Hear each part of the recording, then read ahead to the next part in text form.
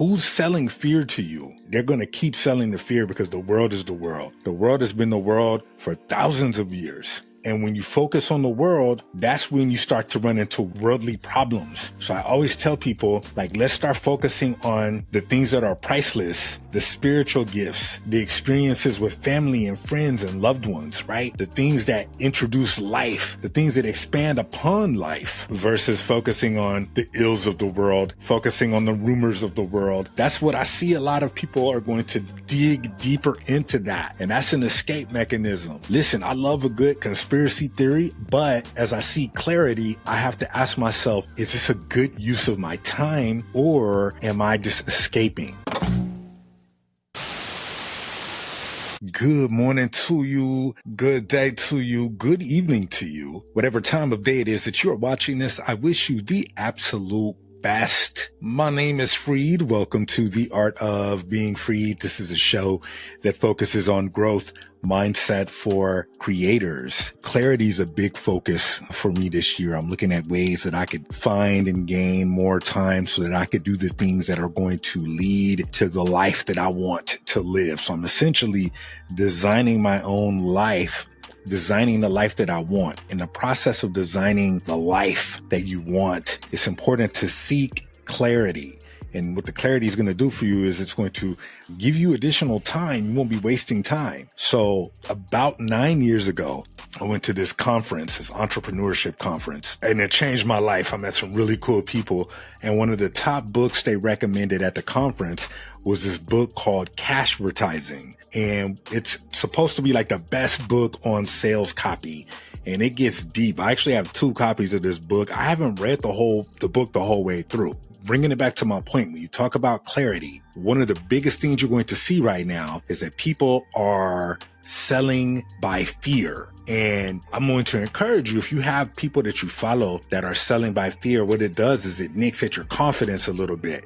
So now you're second guessing things. And a lot of this information is coming off of the world, right? So now you're listening to people who are selling on fear, and they're basing that fear off of what's happening in the world. Bringing it back to cashvertising, the number one principle, right? And this is chapter 2, how to get inside their heads.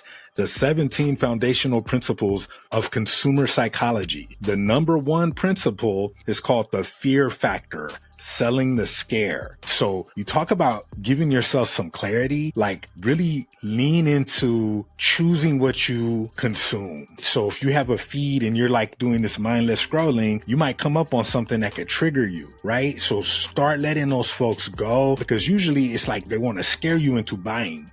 In the book, they use Lysol as an example. Your home is a cesspool filled with hundreds of strains of evil bacteria waiting to infect your innocent child as he crawls along the kitchen floor, sticking plastic toy blocks into his mouth. Did you know that one single bacteria cell explodes into more than 8 million cells in less than 24 hours? And that invisible microbes of all kinds can cause everything from athlete's foot to diarrhea, the common cold to flu, meningitis, pneumonia, I don't even know how to say this, sinusitis, skin diseases, strep throat, tuberculosis, urinary tract infections, and a lot more. The solution? Lysol disinfectant spray. It quickly kills 99.9% of germs on commonly touched surfaces throughout the home. See, this is the thing, and this is how you know the book is old. It says, and it's only about $5 a can. I paid like $13 for some Lysol recently. The bottom line is that you want to control